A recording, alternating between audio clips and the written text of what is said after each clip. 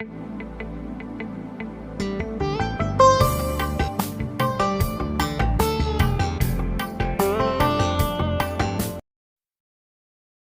को जोहार जमेसी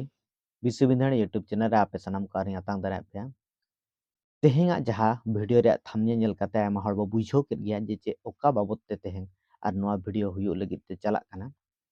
तो विषय जेते बड़ बो नेल या मेनखान आयमा हड़ नोआ बाबत बो बाडाय गया आर आयमा हड़ होयतो नोआ रे अनजान मेना बोआ मेनखान तेहें जहा मुद्दा जहा विषय दो इन चेदा नोआ वीडियो बनाया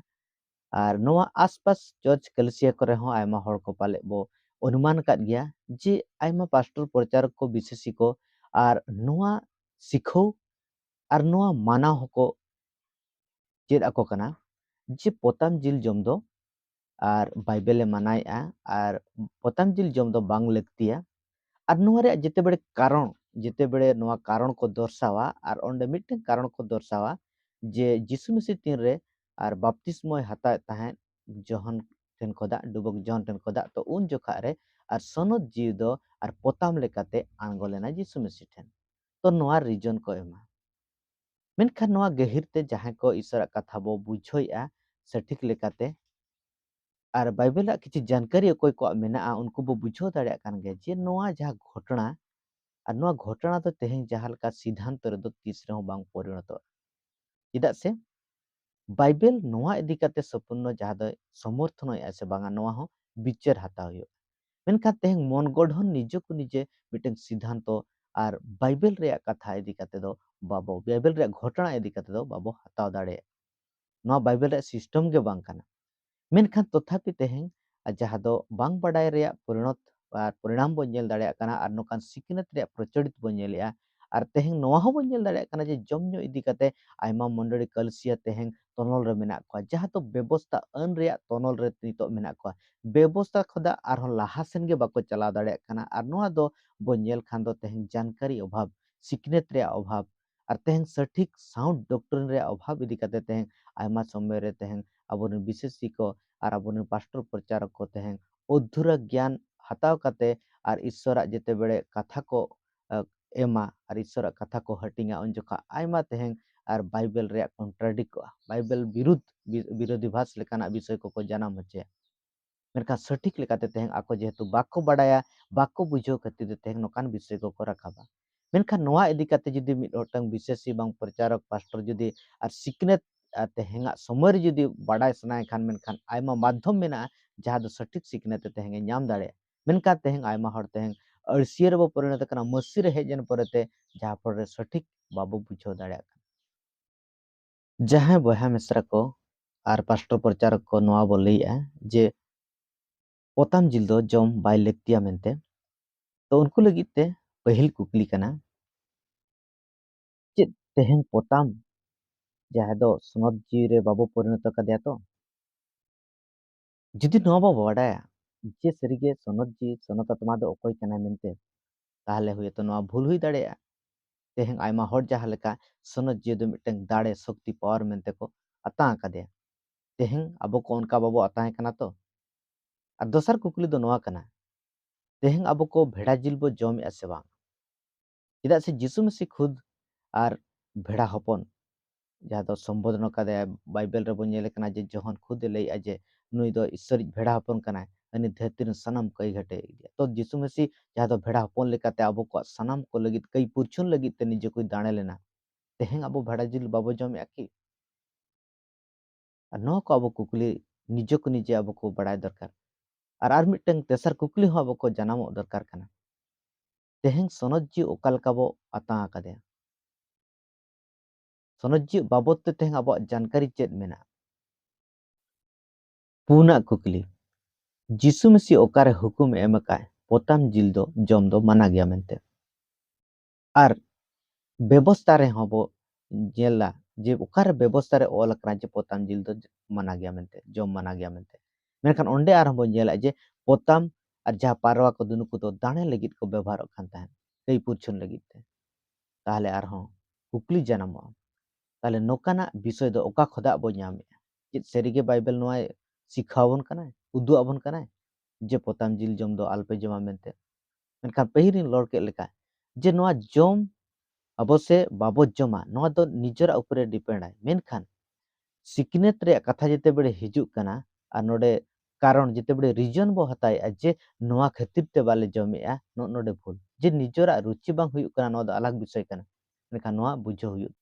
पहिल तिमोथी 4 रे 1 खोदा 5 रे ओलोगवा और जीव दो पुरछुइते मेनेदा तायम दिन करे आदम आदम कोदो विश्वास खन को भिंगड़ोआ बुलो जीव को और बड़ी जीव को बिनती को मोनिया तेगे एड़े ररोड़ को फसियर होतेते ओने उनकुआ निज साव बाडाय दो लो डागा कान ताको ओने उनको दो बापला को माना कान और ओना जोमा को हो बागरन कान ओका ईश्वरे सिरजो के पतियों को और सेरिया बाडाय उरुमा को गुण मानाव जहर तेको हताव लगित एनते ईश्वर सिरजोआ दो जतोगे भागी गया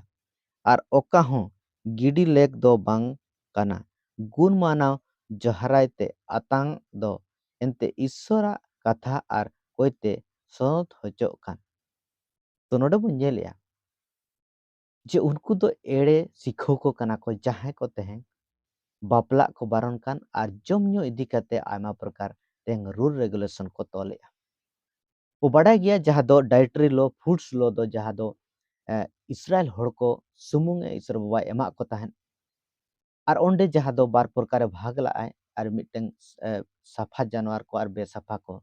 तो ओंडे कैटेगरी एमा को तहन ओकोय को पे जम दाड़े को बापे जम दाड़े को तो ओना लो दो जिसु मसीह जेते बेड़े हेज कनाय जिसु मसीह जहाँ दो दाणे कनाय मुचेत दाणे और ओना लो को दो ओना जहाँ दो व्यवस्था दो ओना दो पूरा कना तो ओना पोरे ते बो नेले जिसु मसीह खुद आज आजा जहाँ दो सुसमाचार करबो पढ़ा लखन बो नाम दाड़े कना जे आर तेहें जुदी तेहें जहाना बो जमिया और ओना जहाँ बो जमिया और जहाँ दो ओना दो और जहाँ दो और उडुको कना और ओना ते दो मनवा दो बाय भोंडो कना मेनखान जहाँ को तेहें भीतर खोदा उडुको कान मन खोदा उडुको कान जहाँ दो बड़ी उहेर चिंते कमी आयमा समान उनकाना विषय को दो तेहें मानवाय असुचि से अपवित्र है मेनते जिसु मसीह खुदे रोड़े तो नोडे खुदा चेत बो बुझोय आबो बाइबल चेत सिखावबन कना ओनाते गहिरते आबो को निजेते बो स्टडी मा पढ़ा मा बो बुझो मा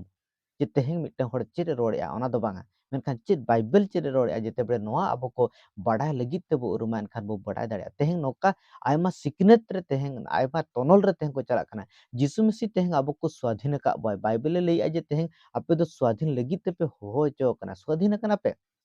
और तेहें ओलाते आरहों दोहड़ा गोलाम ते आलो पुरो गोलाम रे आरार ते आलो पे जोड़ा तेहें आयमा हड़ तेहें व्यवस्था रे गोलाम ते को रुवाड़ कना तेहें आयमा प्रकार रूल रेगुलेशन रे गोलाम ते को रुवाड़ कना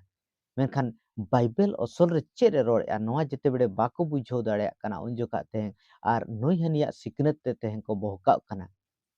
तेहें दौदा लेकन हाते हानते को चला कना चेदा से उनको निजे ते बाको बाड़ाय दाड़े कना जे सरीगे तेहें बाइबल चेद सिखोइन कना मेनते देख माना बातो बाबते चेद सिखोइन कना जम ᱧᱩ बाबते चेद सिखोइन कना दिन परब बाबते चेद सिखोइन कना आर तेह बांचा बाबते उद्धार बाबते चेद सिखोइन कना पतिय बाबते चेद सिखोइन कना आर नोआ जेते बेड़े बाबो ध्यान आ बाबो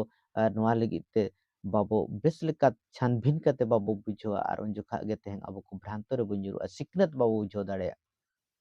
तेह आयमा होड़ पाले नोआ को अड़ी हल्का को बुझवा मेनखान बी सीरियस नोआ बाबते सीरियस हताव दरकार तेहें जहाँ लेका सिकनेत तेहें मसीह समाज रे पासनाव कना और तेहें नोआ रे मूल कारण नोआ कना तेहें आबो को सरिया बांग बाड़ा खातिर ते तेहें आयमा होड़ तेहें और एटा एटा सिकनेत को अपनारा कना तेहें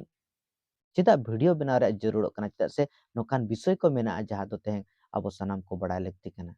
दुलड़े बहा मिश्रा को जमन्यो इदी काते ऑलरेडी मिटे वीडियो बनाव कान गया जे जहाँ दो जिरो मा बाबत ते हुयु कि बा तेहें सुक्री जिल जम बाबत ते हुयु नोआ लगित ते वीडियो ऑलरेडी बनाव कना तो नोआ को आबो सिद्धांतिक रूप लेकाते बाइबल चेदे रोड़े नोआ मांग ते बो बुझाव मा और नोआ हना बांग रोड़ काते बाइबल सठिक लेकाते बैलेंस उयते चेदे रोड़े नोआ बो बुझाव काते आबो को नोआ मसीह जीवन बो खमा तो तेहेंगा नोआ वीडियो रे इने गे नेक्स्ट वीडियो रा नापाम हुआ सनाम को जोहार जय मसीह